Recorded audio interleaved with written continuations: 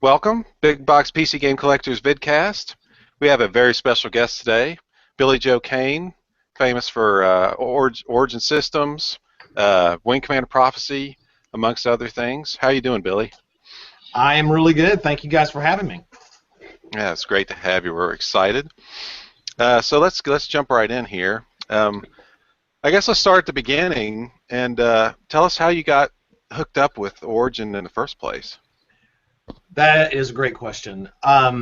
So when I was a kid, I used to play D&D basically to escape, having my ass kicked at school. So I was really fortunate to run into some amazing people in our hometown. So one of my old friends, his name's Steve Powers, and so he lived a few blocks away from me, and so we would wind up playing D&D at other friends' houses, and this was when D&D was really new. In fact, you couldn't even go buy any of the materials in the stores. So there was this one guy that lived in a town about 30 miles away who actually would buy them, and he would sell them out of his mom's, basically hallway. So we would go over to this guy's house, Gene, and we would purchase D&D stuff, and we would go play. Anyway, so that kind of is really where I got my RPG experience, and I really got excited about it. And over the years, I had a chance to play Ultima, on an old Apple II, and that was really amazing. So when I moved to Austin, and Steve and I were roommates, he saw an ad in the paper here in Austin for a computer game artist at Origin Systems, and we were like, "What the hell is that all about? You can get a job for that? That's amazing!" So he took all of his D&D stuff up to Origin and tried to get a job as an artist. And so he came back home, and I was like, "Hey, what happened?" He says, "So I didn't get the job." I was like, "What the hell, man?" He says, "Well, they did like my D&D stuff, and they asked me if I wanted a job as a game designer." And I was like, "That's a fucking job? Are you kidding me? You can get paid to do that?" And he's like, "Yeah." So he got the job, and he wound up as a designer on Ultima VII Part 2 Serpent Isle. And then the next day I was like, "Dude, you've got to take me in there. I've got to get a job there. You've got to recommend me." And he was like, "Hey, man, whoa, hold on a minute. Just hold on. I just got this thing. I don't want to fuck it up." And I was like, "I understand." So I started going up to the office and saying hi and bringing him food because he immediately went on crunch. So I'd be up there hanging out with him in his room, him and his other office mates. Got to know them really well. And then one of them, Dave Baer, he decided he was going to start an Origin softball team. And I was like, "Oh, that's pretty interesting." So he started the team, but didn't have enough people to be on it. I think he had 10 and he needed 11. So he was like, "I can't get anybody else to sign up." I was like, "I'll be on your team, but I don't work here." And he says, "I'm the boss. Sure, you're on the team." I was like, "All right." So I was on the Origin softball team before I actually before I had a job there. So I spent the next year and a half doing everything from running around to the office, doing some help, to actually playing softball outside with Richard Garrett and Warren Spector and Chris Roberts and all those guys, as if I worked at the company because they saw me at the place all the time and I'm on the team, so I guess they assumed that I worked there. Anyway, it took a while, but I finally did get a job there, and I started as a technical design assistant for the Ultima 7 port to Super Nintendo. So that was my very first thing that I did, and it was on. We worked in a building. So the main Origin building was on Wild Basin, and then across a parking lot there was this other little office, and that little office we called Origin Siberia, and that's where we worked on the Super Nintendo titles, and that's where customer service was. Or sorry, oh my God, product support. So they were the guys that did the boxes and the manuals and all that stuff. So I got to know them as well as working on those games. Anyway, so that's how I got in. So let's talk about the Super Nintendo port of Ultima 7 because it fascinates me because I've kind of been a PC gamer my whole life, but I really know little to nothing about how Super Nintendo games were put together or what actually went into making them and all that kind of stuff. So and you said that was your first job. Was that like a daunting task, or how did you go about getting started on that? Well, that's another really good question. So I didn't know anything about making Super Nintendo games. I didn't know anything about any of this stuff. So when I got there, they had already taken one of the world-building editors from previous games. I'm not sure if it was Ultima 4, Ultima 5, Ultima 6, but they had converted it so we could use it on a PC. So we were able to actually build pretty easily, build worlds with it and put objects down on the ground. But structurally, the way a Super Nintendo game works is you build things in what are called 8x8 cells, so it's like 8x8 pixels, and you can have you get 16 colors, where one of them is transparent, and then when you load a set of those cells, like if you're in the outdoor world or inside the building world or in the dungeon world, you get to have that one palette, and you can draw 256 different cells. So every time you do like a load, which basically dropped all the old ones and the new ones, it would add those extra 256 cells that had 15 colors apiece. So back in the day, your concern was, setting a palette that would allow you to draw the stuff that you would want to see, and then you would take those cells that you would want to. God, I'm not sure. I think you could rotate them, but we didn't. All of our stuff had like shading and stuff on it, so. We had a very small number of cells that we had to build the world with, and then inside that world, then we had to populate them with objects that were sprites on top of that. So we had 3 different maps. One was the outdoor world, one was the indoor world, so inside the buildings, and the third one was inside the dungeons. Our outdoor world was one giant map, and then our indoor world was a building, next to a building with enough black space around it so when you were inside of that building you didn't see it. So basically there was one giant world, and so when you went to a door, it would teleport you from the inside to the outside with like a hex address, and then you went to another door, it would teleport you from that to the other map. So basically you just did new map loads all the time.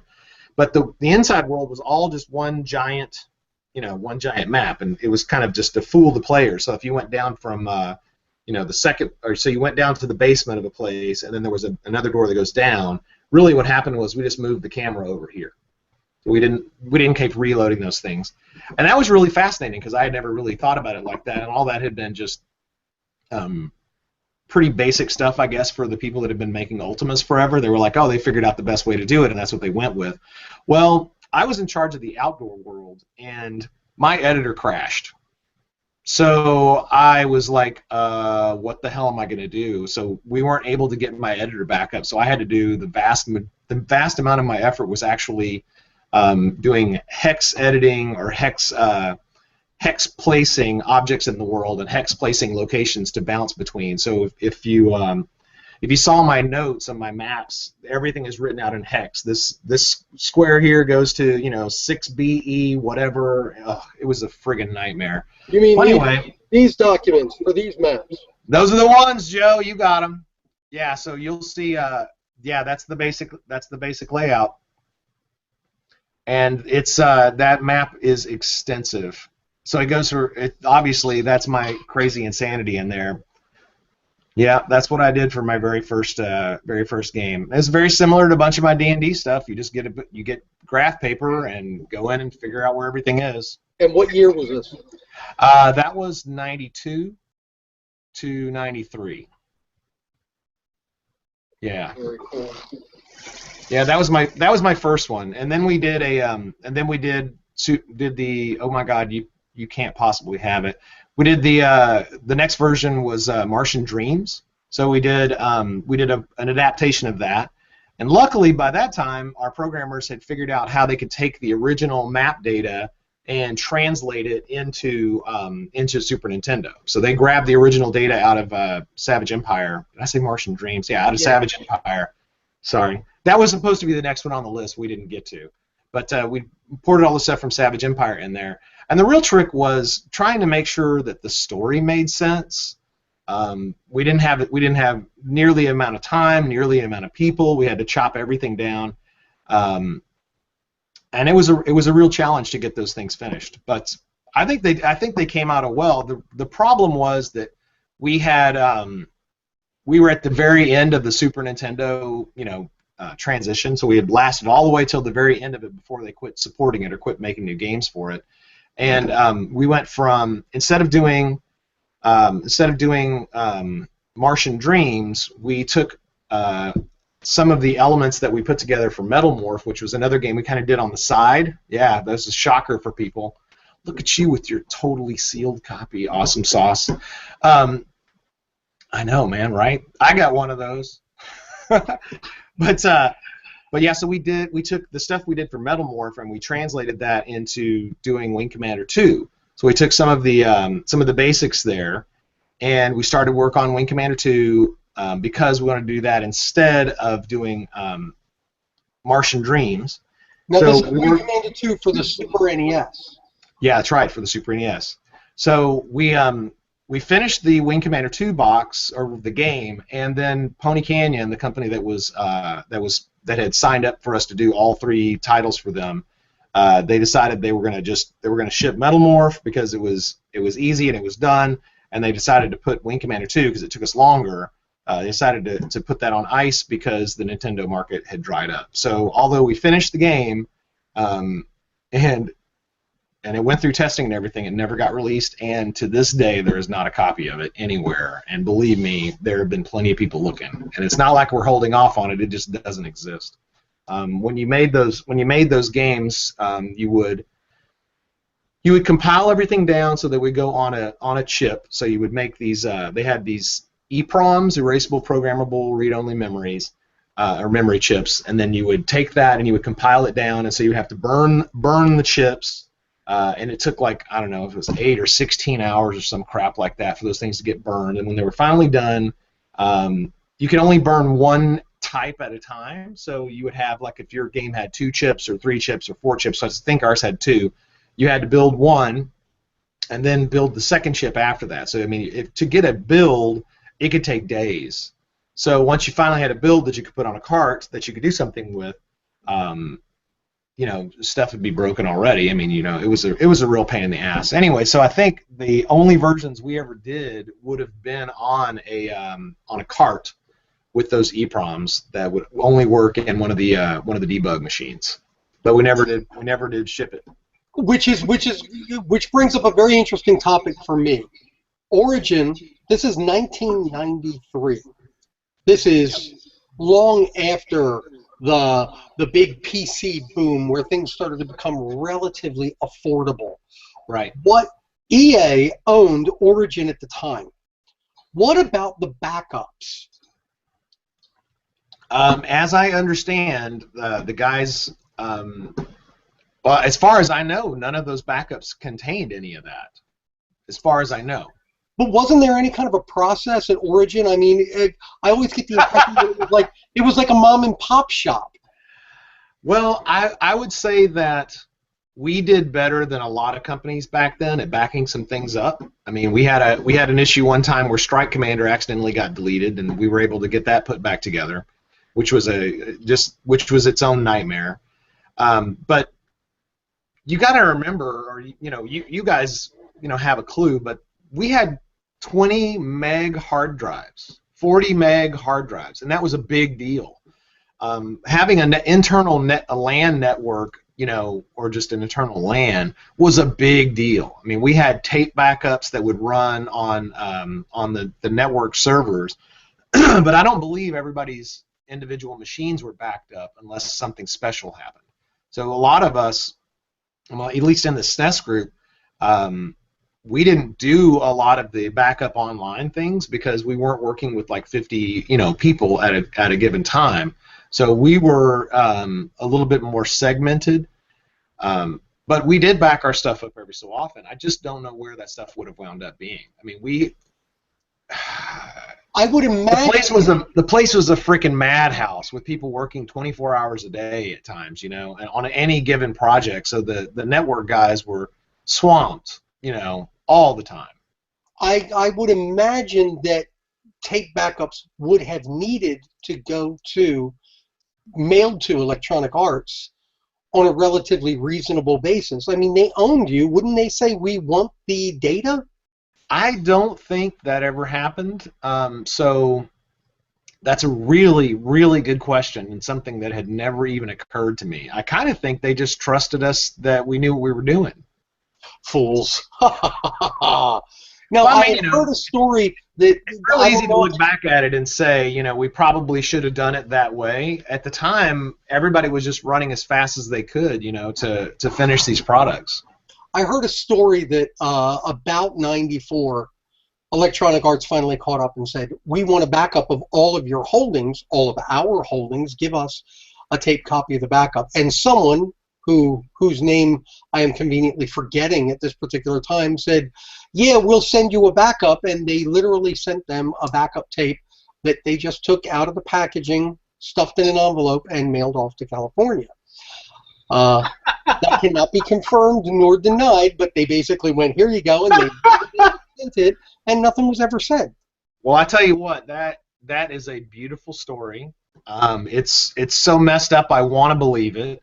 And at the same time, that kind of jives with, my assessment that we were all just running around as fast as we could, and I guarantee that's the fastest way to get somebody off your back is send them something with nothing on it. That's actually pretty brilliant.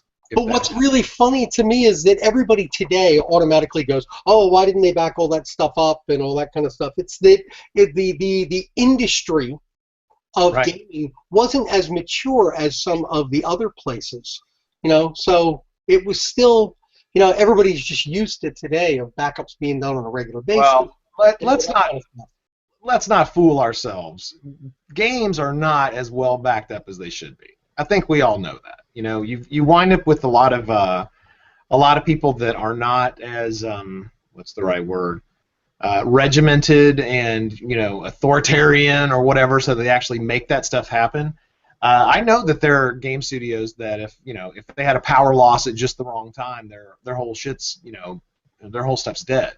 So it's a huge problem. I participate. I lurk a lot in game preservation society groups online, like little groups like that. And honestly, it's really hard to get backup stuff. I mean, I know that Origin had quite a bit of it, but it just didn't have everything.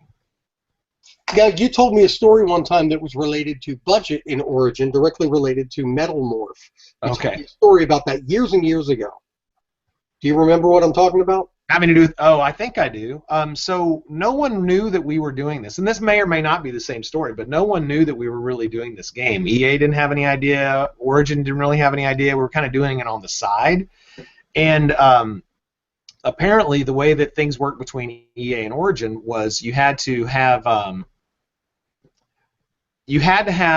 X number of ROI, whatever your return on investment was. They treated each producer group like a different company. So they give you X amount of money, and then you have to turn that X into X times whatever. So we did all that stuff on our own, on the side, without any income. We were still working on the other titles, the other Super Nintendo titles. So apparently, Origin found out about that, and we were having a budget shortfall that quarter, and EA had been pretty upset because Origin hadn't made its quarters all this time, because we pushed things out that needed to be pushed out, and sometimes we would release things that really weren't quite as ready as they should have been, and EA was having a tough quarter, so they were squeezing Origin. Anyway, so we were like, well, what about this game? And they were like, what game? And so we told them about it, and they managed to get Pony Canyon to buy off on the idea to do it. They paid us money, and we made Origin's quarter that year, and I was freaking crazy happy about that. Richard actually came down and delivered the news. He was like, dude, you guys came through and helped us out. And I was like, awesome, cool. Can I get rich now? And it didn't happen, but no. But it did the right thing for everybody. The game is really not, it's not the world's best game by any stretch of the imagination. So really, I can look at it and say it saved a lot of people some jobs. That's kind of really what it boils down to. I mean, I'm proud of it. I'm proud of the work that we put into it, but the fact that it was done kind of as a skunkworks thing, I think is pretty cool.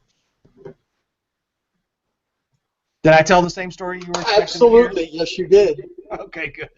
I want to know about this one. I know you're involved in this as well.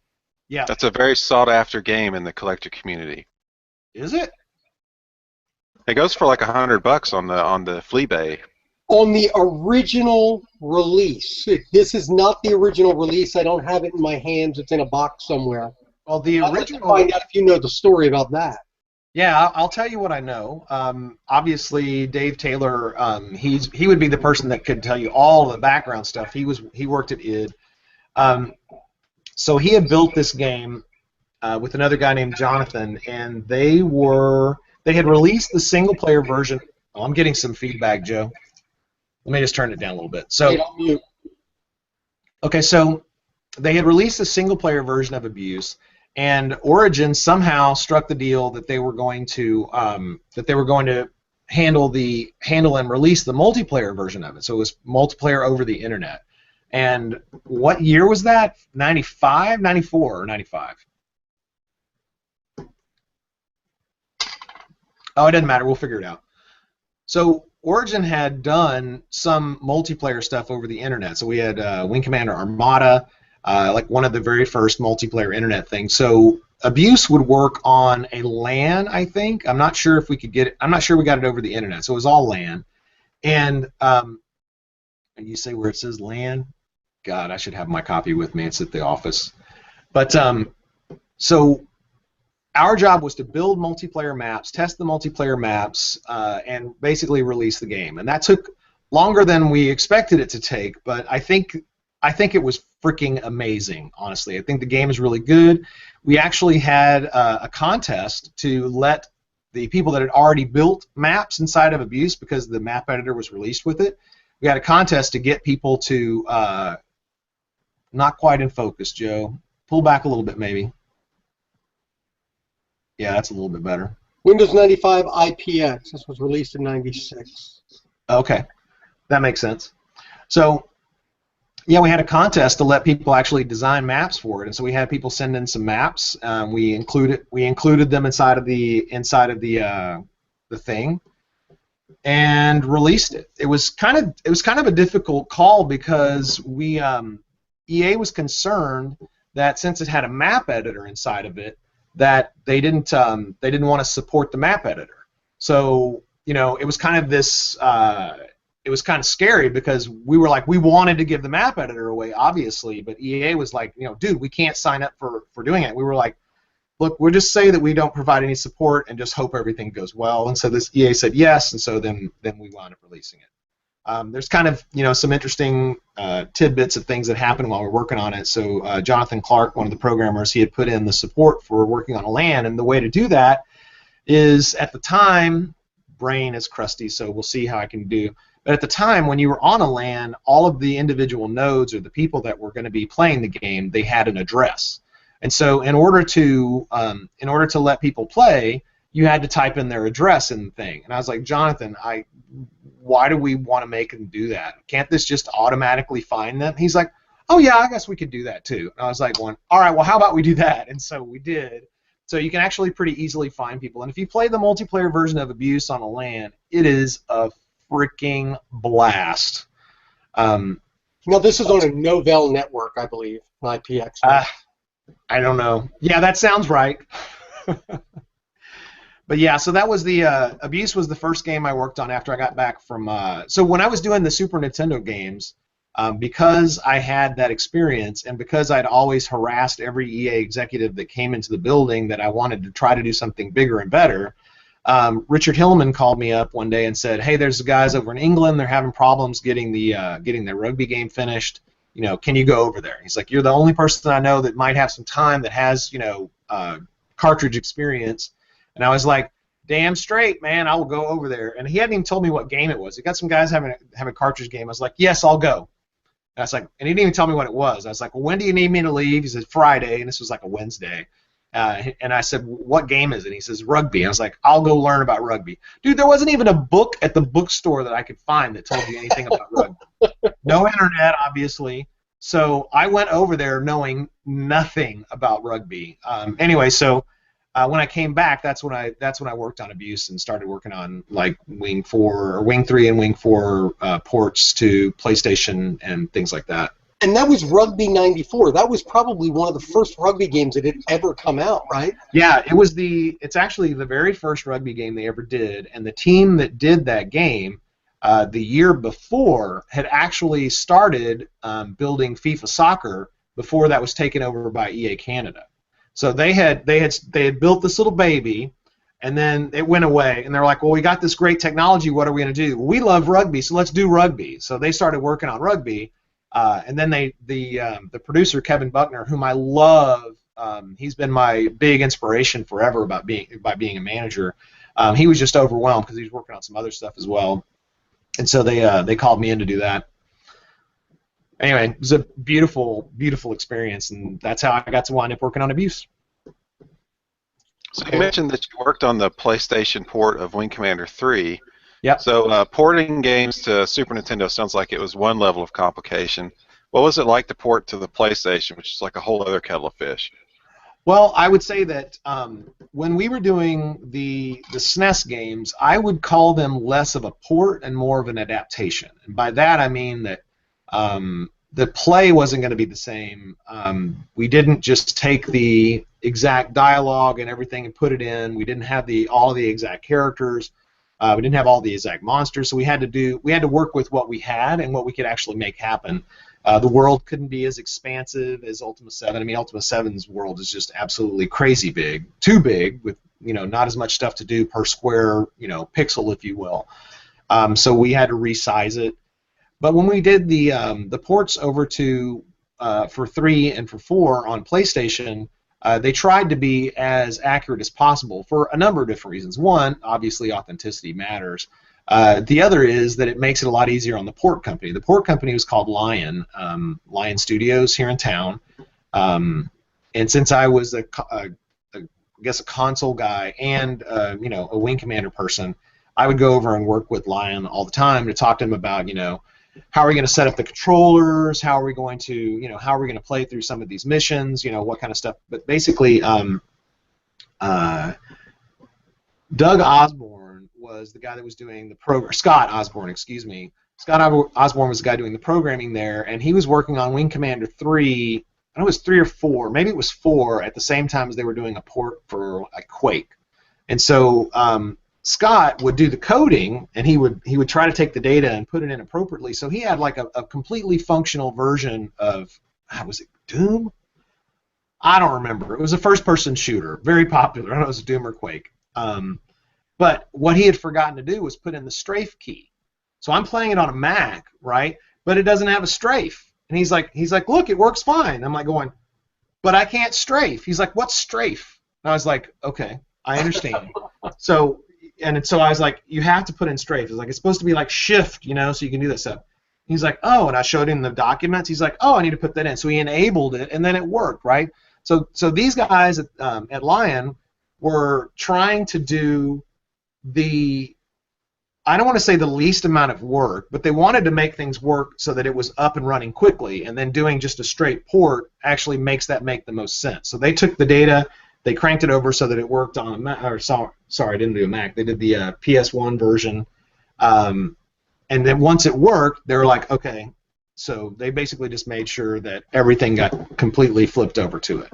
And PlayStation obviously is a different scenario than a Super Nintendo. You're not going from a PC where you're showing tons of colors to down to 15 colors. I mean, on a PlayStation, your main thing is just trying to get the polygonal models up and have the textures, work, because you had polygon models with textures on the PC, and then you would do the same thing on a PlayStation 1.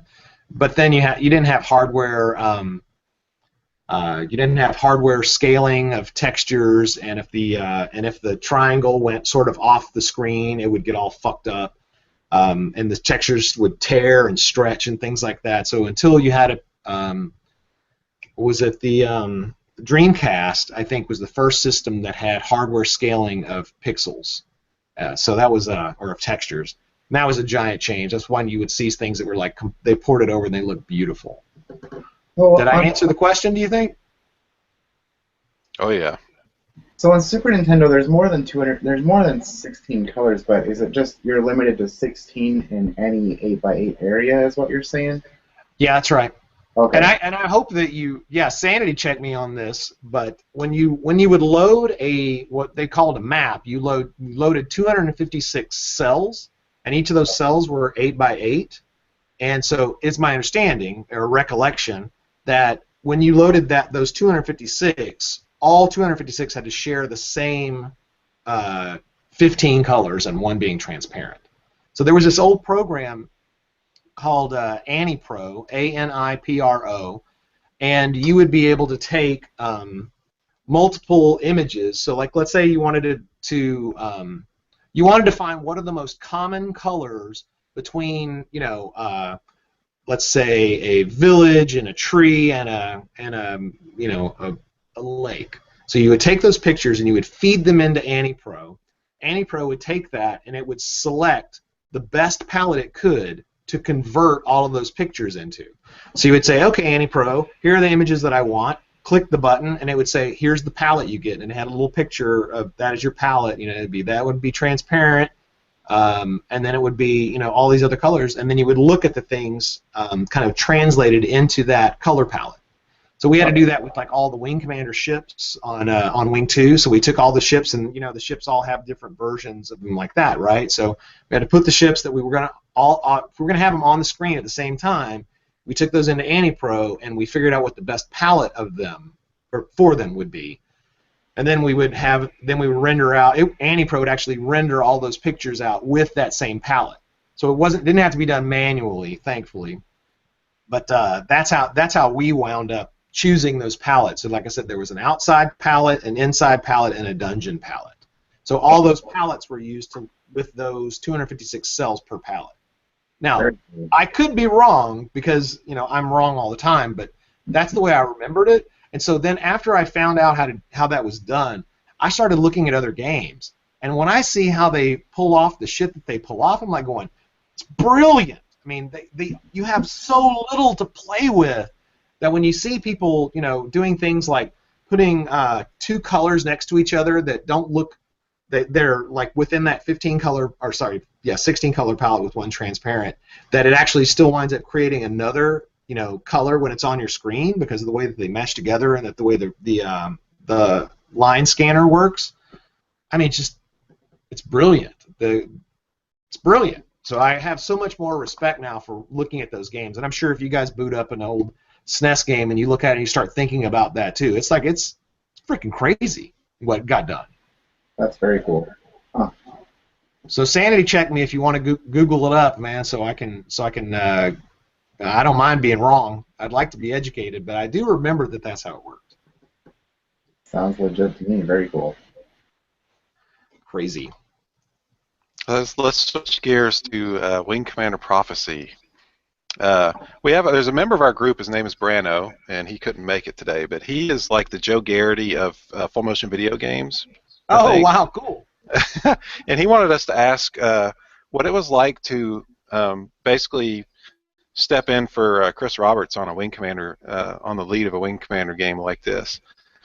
Okay, so I'll kind of give you kind of an overview of what was really happening at the time. So we had just finished. Well, Wing 3 had gotten done. Wing 3 got done at just this perfect time and space, which was the Christmas where everybody got a CD-ROM drive. If you were going to upgrade your computer, you got a CD-ROM drive, and if you wanted to show off your new CD-ROM drive, you either got Myst or Wing 3, depending on who you were. So full motion video on a CD-ROM drive was just amazing. I mean, and I should also say that there wasn't a video compressor that you could just go get. We had to write our own video compression tools and technology. So that was its own just craziness. So that went from Wing 3, and Wing 3 was shot on video.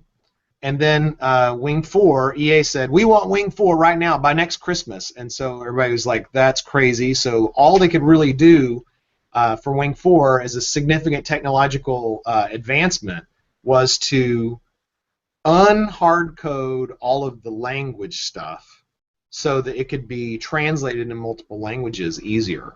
So Wing 3 was like super hard coded because they had to make their deadline. Wing 4, they undid all of that hard coding to put that in. So technologically, the two were very similar. So on Wing 5, which is what it was called before we decided to drop the number, from Wing 5, from the very beginning, we knew we had to start everything over from scratch.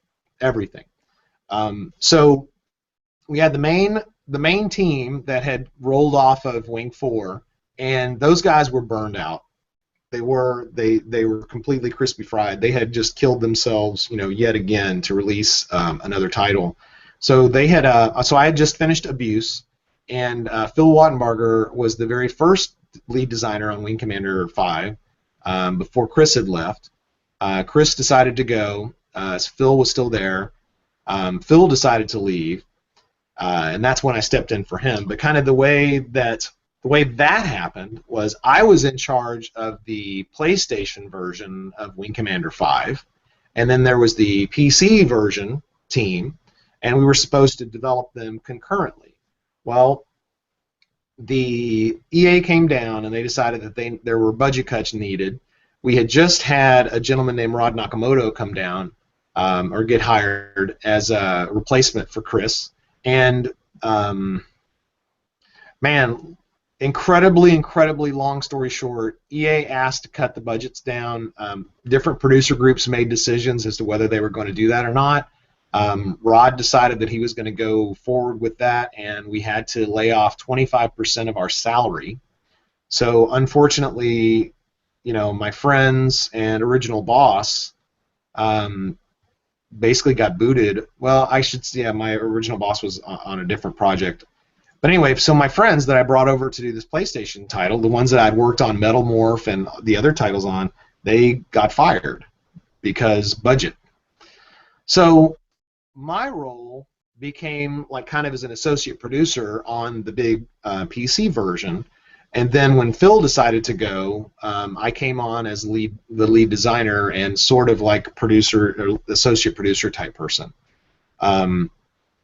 That was it was pretty scary, but the guys that had built the previous wings, and of course along with Phil, they had a pretty good plan as to how they wanted things to roll. So I was like, okay, so we knew kind of what kind of ships they wanted to put in and the type of missions that they wanted to do, but it really hadn't been strung together in a story. So my job was to get in there and kind of work with all the different groups. So we had a tech team led by Jeff Grills, putting together the what we called the Vision engine.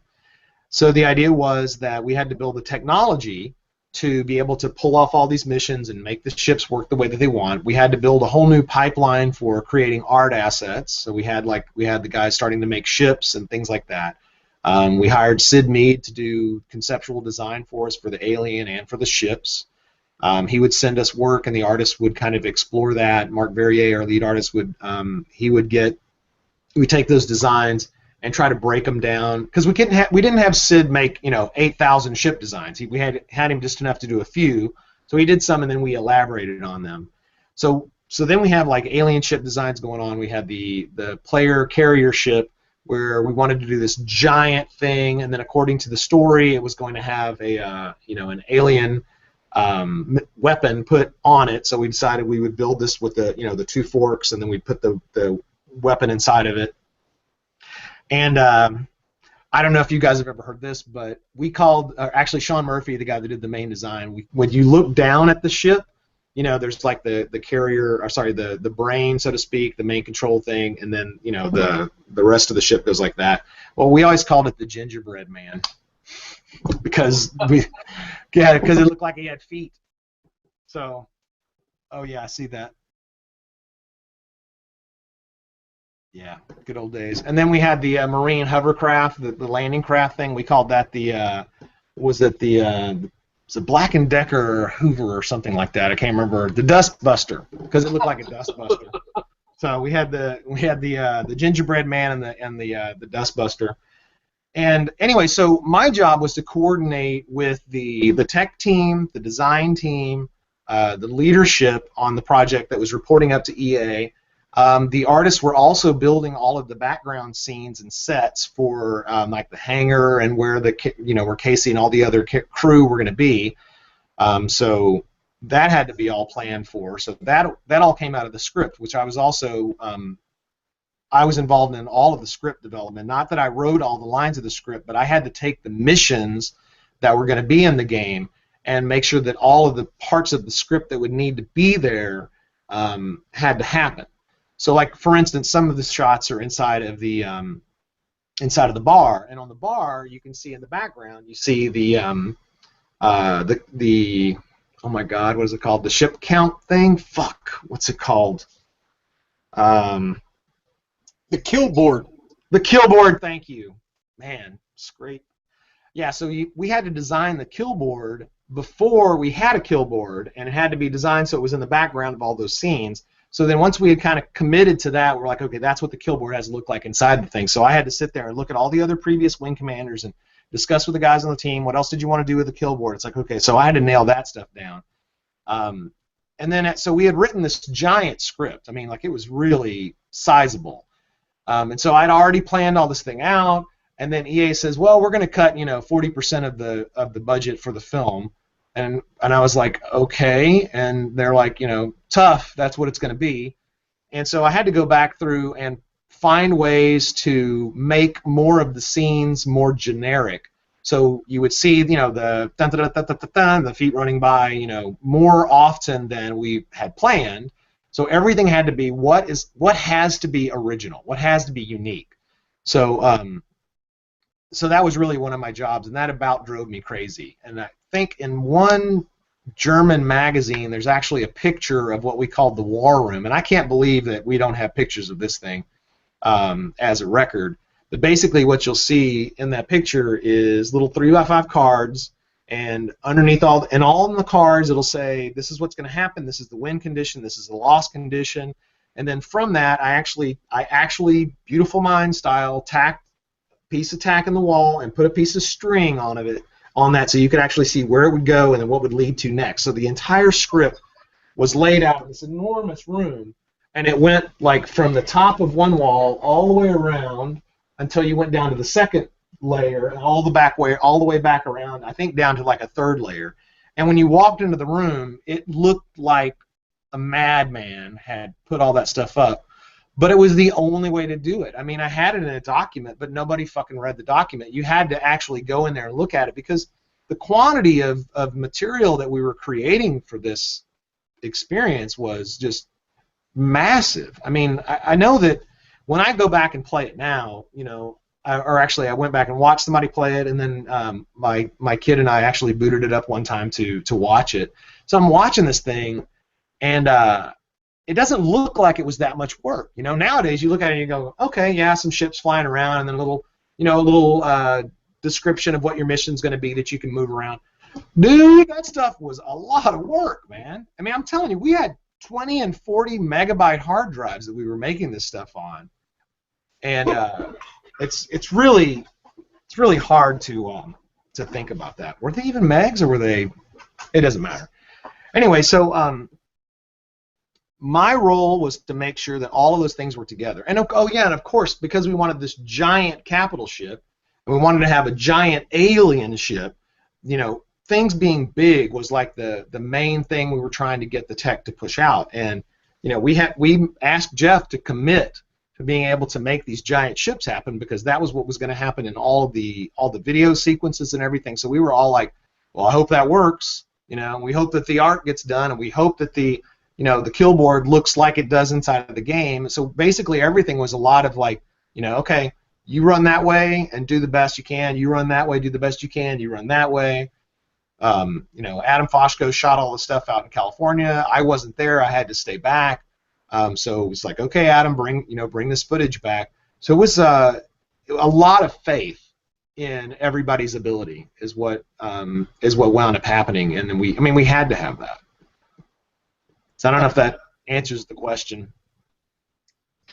Yeah, it's funny. It seems like a common thread with Electronic Arts, and I'm not like an Electronic Arts basher or anything. That I know that they're a popular punching bag on the internet, but I think that they're all right. But it seems like there's like this medium between needing money, which is what a publisher kind of provides, and the stifling of creativity that they kind of do in order to give you the money. And it seems like it's a challenge to hit that kind of median where they're kind of getting involved in cutting what they're going to pay for, but yet they were a necessary evil sort of thing. Well, it's they were going through a number of changes back in those days, and I'll give you an example, right? So when I was working on Rugby, EA made the decision, it's a business decision, they made the decision to actually stop doing so many games, and they wanted to do fewer games on more systems. And that, while that sounds like, yeah, that's going to stifle creativity, and yes, it did, what it did was it allowed EA to get more of all of their more of the products that they kept doing into the stores. Because what would wind up happening is, like, let's say you're an EA salesperson and you're working with Electronics Boutique or CompUSA or whoever's your client to purchase your products, right? So you would go in and you would say, look, I've got John Madden Football, but I really want you to buy a little bit of this and a little bit of that and a little bit of this other thing. And the retailers, or the wholesalers rather, that would represent the retailers, the wholesalers weren't really interested in getting 50 different things. They were more interested in the ones that really sold, but having them work on all these different game systems, because that was kind of the new thing that was happening. So they killed the breadth and added to the depth, if that makes sense. And that mentality, whether it was right or wrong, and I think at the time it helped EA, shift its gears as it went through all the new consoles. It kind of led to this very valid mentality, which was, if I'm going to give you money, how much money am I going to get back? And so the ROI on Wing Prophecy didn't look good at all. In fact, a lot of the belief was within Electronic Arts. A lot of the belief was that, well, Chris isn't there, so nobody knows how to do a Wing Commander, and that was a big challenge for us, and we knew it. So at E3 that year, we had actually built a freaking badass demo of Wing Prophecy, and we even had multiplayer in at the time. So I know that code's there. So we put this demo together, and they let us do it in behind closed doors. And so Dave Downing, our producer, actually had an enemy ship made, a model of it, and then I think it was a vampire. So we had a vampire made, and those were like there in place. It was behind closed doors, so we had our own room, and there was a ceiling, and little lights in there. And our demo just kicked ass. It was me and Frank Rowan, who was the project director. We had two screens hooked up. We went back and forth between each other. I would talk about this, Frank would talk about that, and the demo just really popped. I busted my ass making sure that demo worked, because I'd already done a couple of demo things, over the years. So I was like, oh, I understand how to do a trade show demo. So I had also been working with Bing Gordon at the time, so I've been sending him builds of the game and letting him see how things were coming along. So he really believed in the project, and he believed in what we were doing. So as we did our demo, Bing came in, and he watched it along with a couple other people, and he goes, that's the best demo I've ever seen in my life.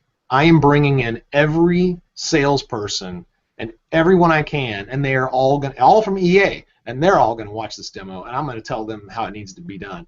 And all of a sudden, the number of people that came in to watch our demos tripled. Standing room only, and we sold the shit out of Wing Prophecy. So by the time we left, our sales forecast from Nancy Smith had tripled or something like that. And the way you got funded was basically, if the sales department thinks they can sell something, then they up your forecast, and if your forecast goes up, then that means the ROI is going to go up. So when they were making the decision on the video and other things like what our actual budget was going to be, we hadn't gone through that E3 thing, and the people that should have seen it hadn't seen it yet. So it was a really fascinating experience, because the interest in Wing Commander at EA was going down. They're like, well, Chris isn't there, they're not going to do it, they're not going to know how to do it. But man, we got to E3, they were like, okay, we're in again. And that really taught me a lot about who needs to see your title while you're developing it. Because while you're developing this thing with your friends or your coworkers, if the boss doesn't know what you're doing in a way that he can tell their boss and their boss, your project is likely to fail or get killed, right? So I started learning about managing upwards. And after that, that actually kind of led into mine and Bing having a better, deeper relationship while I was at EA, or while I was at Origin. So what wound up happening was, every so often, Bing would come down, and Bing was the chief creative officer of EA at the time.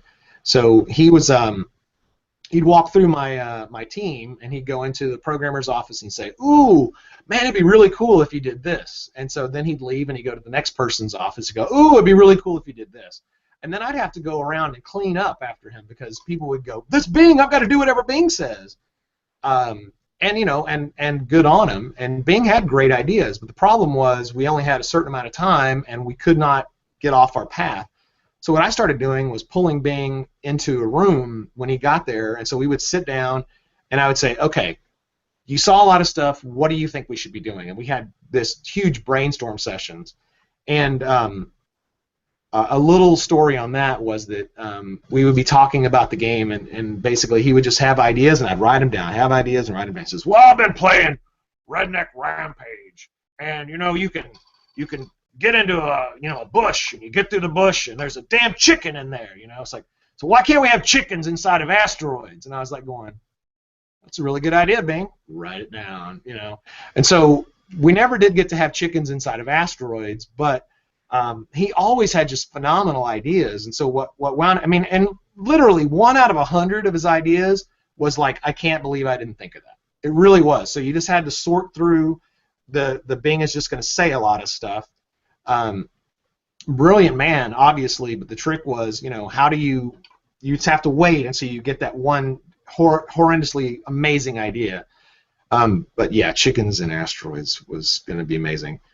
So one more thing about that is we never even put that in as a hack. We just didn't have time. One of the other thing was that because of that relationship, I actually started sending Bing builds of our game. So he would be one of the first people. Like when I felt something was pretty good, I would actually send him a copy of it, and I think he got it through the internet. So he would get it. I think, God, did I have to mail it to him? Anyway, it doesn't matter. So he would get a build, and what he would do is he would play it on one machine, but he would be making notes on a machine right next to him. So he would kind of just do this, play for a while, hit pause, write his thoughts down, play for a while, hit pause, write his thoughts down. And he didn't talk about what I should do. He talked about how it felt. And that allowed me the ability to go through and make changes. I mean, yeah, he had suggestions, but I would make changes based on his feelings. And that changed forever the way that I learned how to communicate with players through my game. I mean, my goal is to make somebody feel something. And if I can do that and they feel it, then I've done my job. And of course, you know, everybody doesn't have the same emotional feeling, but I mean, like, you know, when you think about, you know, when Hobbes died, you know, you felt it. You were like, what? He's a traitor. And, you know, he was a traitor back then. I mean, that emotional feedback, or the emotional drama, or the emotional journey that you can put a player through, that's like the whole thing. But you can't accept. Okay, sorry. What I should say is that if somebody has given you that type of feedback, instead of them saying, "Oh, it'd be cool if, you know, if he was a traitor," it'd be like, "No, I mean, I don't really understand why I care so much about Hobbes," or you know, it's like you have to start from an emotional standpoint. You know, it's like, I really care about Hobbes. You know, yeah, he got killed, but why do I care? You know, so I'll give you a better example. If somebody gets to a menu screen and they say, "Oh, you should make the go button green," that's not telling me what their actual problem is. Their problem is, I'm confused. Right? So if they can write back and they can say, "I'm confused in this screen," I can work with the team and figure out if making it green is better, or if having a sound effect is better, or whatever is the easiest way to accomplish that goal. And that changed the way I develop products, you know, ever since.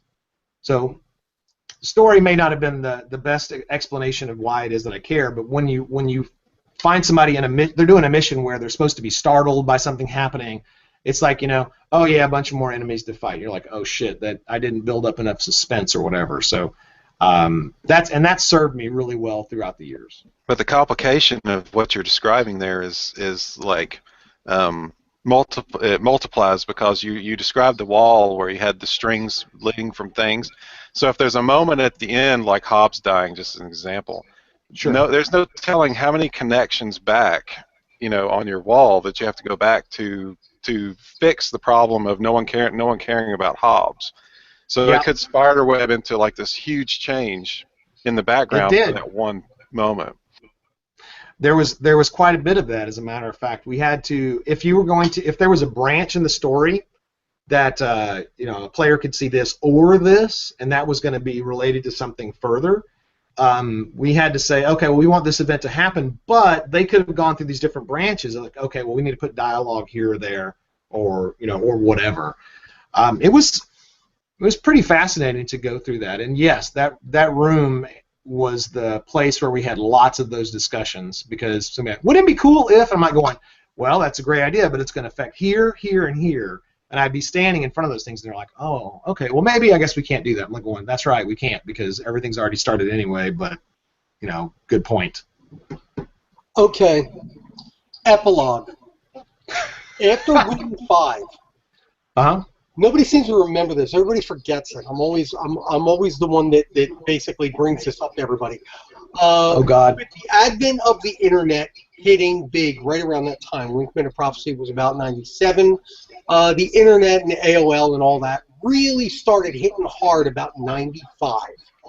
Right. And before that, right at that time, BBSs and things like that were coming in, and Doom levels were being developed and all that stuff. But it looks to me as though Wing Commander Prophecy was one of the very first games ever to ever provide downloadable content, DLC stuff that was all free. At the end of Wing Commander Prophecy, you guys basically did a huge add-on disc that was available only through direct channels and available online, that you could download. That's a really good point. Episodes and missions for that. That was the first example of DLC that I had ever really seen, and it was all free. You guys basically started that. Yes, you're right. How did that all? I was not. Well, I can tell you all about how that came about. So what I should first say is that I was only involved in the planning of that and watching the execution happen. I wound up working on some other titles at that time, and I had moved on to another title that ultimately didn't ship or go anywhere. But I was trying to push a new IP, and so the rest of the team that knew exactly what the fuck they were doing, they went forward with that. But the idea was that we wanted to provide, additional content, obviously, and we wanted to. We did it in such a way over time that you were getting like different episodes, right? So it's like you would go online and you would download like episode 1, and then you had to wait, and then we'd have episode 2, and then you'd wait. We'd do episode 3. So it was a really freaking crazy way to to work with the players, to get feedback and all that stuff. And yes, I think I don't know if we were the first, but we were damn sure close to the first. And that actually also follows on the what we did was a 3DFX test. So we wanted to make sure that if you had a 3DFX card, that you could actually see it and that it worked, because we could not do the testing that was required inside the building. We didn't have enough machines with 3DFX cards. We didn't have enough people that were willing to play it.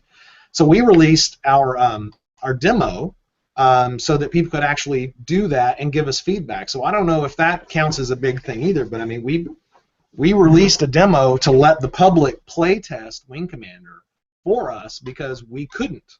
And so the people would send back bugs, and people would send back, different types of feedback. And we took all that stuff into account when we were finaling the game. So yeah, so we did first. I don't know if we were the first, but we did player bug testing, automatically sending things back to us. Took that into account. When we released the game, we immediately started on mission pack stuff. I mean, and missions at Origin, we had done mission pack things before. You'd buy it as a box. But we were giving this stuff away, and you could still get it. You could still download it. But yeah, we did all those things, and then of course we bundled it all together later as a gold box. But yeah, if you were a person that had access on the internet, you definitely could have played all that stuff for free. So Crazy. nowadays, I think the value of downloadable content and free releases and stuff is widely understood. But how did you convince the muckety mucks that that was time well spent back at the dawn of the internet? That's a really good question. I think there was a number of things that kind of played into our favor.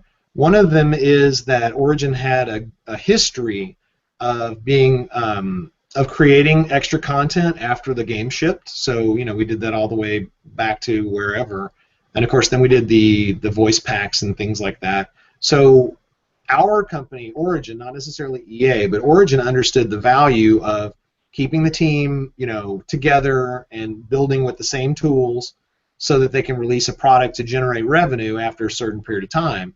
But we wanted to do this. We wanted to engage the fans. We wanted to work on this convergence idea. We had a whole lot of other big buzzwords, but the bosses at Origin were behind the idea, and we were really excited about that. But I think it came because we had the experience of doing that, and we knew we could. We had the experience on the team that we knew that whatever we released, we were going to make sure it worked. It wasn't going to be a problem. We had experience. Not only had Jeff Grills worked on, who was the tech guy who had already worked on Wing Commander Armada and knows how to do, knew about the internet and knew about that kind of thing. We had a channel for distribution, which was the internet, and then we also knew that later we were going to bundle it all together in a box and sell it. So it's like, because that was the way you did things. You didn't sell an entire game over the internet. I mean, it just really didn't. It wasn't happening then. And of course, we were also working on Ultima Online, so all of these things that were happening at the same time, and EA didn't really know what to make of any of it. I mean, EA didn't even really understand Ultima Online at the time. They were just like, what is this? What is this online thing that you speak of? So we were doing this stuff that they didn't really understand, and and EA wanted to make a lot of money with all the titles they were working on, and Origin was kind of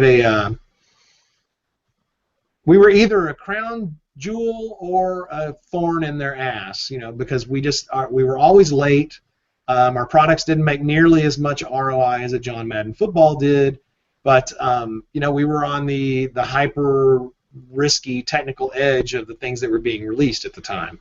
I mean, we weren't the only big game company at the time, but our stuff generally was accepted as or was claimed to be like the gold standard of the storytelling that was happening at the time. Unbelievable. Now, crazy. We're going over our time. Is that okay, Joe? It's fine as long as Billy's all right. Yeah, I'm good, and I can always come back. I do have to take off, but it was a super awesome pleasure to speak with you today, Billy. Oh yeah. Hope you can come back. Well, hey, Joe asked me to get together one of my cool boxes for you guys. He's like, "What's your coolest favorite box thing?" And I was like, "Well, I have one thing that I'll never get rid of, and I thought I would share it with you guys. Are you guys okay with that?" Okay, so it's not a PC box. It is a hardware box. Are you guys familiar with these old things? Oh yeah. Oh my God. Oh yeah. Odyssey, right? So this is an original Odyssey 300 from Magnavox. This is the original shipping box that it came in. A friend of mine gave me this when I was a kid, or when I was younger, I suppose I should say. And I had never opened it really. So that's the original Magnavox Odyssey. Yeah, I don't know if it's the very, very first one. It's the Odyssey 300. You guys could probably look it up while we're doing this. Yeah, anyway, so for the youngsters out there who may be watching this and don't know, that's Ralph Baer, who worked for Magnavox at the time, and correct me if I'm wrong on any of this. He basically invented the concept of manipulating images on a television screen, or what we typically call a video game, and he actually patented all that stuff. Made a ton of money for Magnavox because they sued everybody. But that's the story of the Odyssey real quick, though. Yeah, a little more on Ralph Baer. He actually he invented Simon, that game, the handheld game Simon, and the light gun. So just out of so he could actually shoot the screen. Well, he actually was brought into town, and Joe and I, we met. Well, this is not when we met, but we had met in Austin at a fundraiser for the UT Video Game Archive. And so one of the guys that was that's fundamental in getting that started is a guy named Bill Bottorff. Bill actually was a 3D studio seller. So he was a reseller. So he sold 3D Studio into different places, and so he sold 3D Studio into Origin. So we were the very first game company to ever make games out of 3D Studio, and that goes into its own long story. That probably should be told one time. But because I knew Ralph, sorry, I didn't know Ralph, but because I knew Bill was hosting Ralph to come into town to try to talk him into giving some stuff to the Video Game Archive. So Bill asked me if I would be the person to drive Ralph around. So I actually got a chance to get to know Ralph Baer, which is, are you fucking kidding me? I mean, I got to meet so many of my heroes. I just couldn't believe it. So while I was with Ralph, I was like, can I get you to autograph my Odyssey? And he said, sure. And so I took it to him, and this is my autographed box of my Odyssey, and cool. and I was like, well, hold on, let me open it up for you so you can sign the real thing. So now that looks brand spanking new. This thing has only been in that box. I mean, like you're gonna be surprised. So I opened it up, and Ralph actually signed. Oh, that's cool. The box itself. And this is like the original packing materials, and all that shit is still in here. So I had it on the desk while he was signing it, and then started talking to some of the other guys that were here, or that were at the event. And so we were just chatting, and I looked over, and Ralph was putting it back in the fucking box for me. So this is actually packed by Ralph Baer. Cool. And it will never come out of this package as long as I live and have anything to do about it. So yeah. So how is that for nerdy? That's the penultimate. That's awesome. That's incredible. That's the best collector piece I think I've ever seen. And Ralph's not with us anymore, so that's. Nope. Ralph passed away. I had the opportunity to spend some time on Skype with him. So he was telling me a story about how what he would do is he still had his place was still set up for electrical engineering, still had his desk, so he didn't really want to leave that. And all of his kids and grandkids were in different states, so he said that he spent a lot of time with his grandkids on Skype, and he wanted to create games where he would use an audio signal to manipulate a physical game on your side, so it would manipulate, and when you moved the stuff on your side, it would play like checkers or chess on their side, and it would move things automatically. And I was like, well, where'd you get that idea? And he says, well, when I was younger, or when I was working at Magnavox, I actually pitched this idea, and I know that we're way out of time. He said, I pitched this idea to Magnavox of actually doing embedding audio signals in advertisements. And I'm like, what?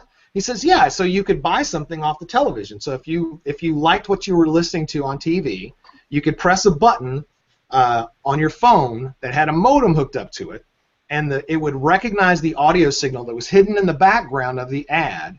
You would hit record, and what it would do is it would actually it would be able to identify that you heard that. It identified that you were on this cable provider because it knew. And then it would actually bill the item to the cable provider, and it would ship it to your house. And I was like, what?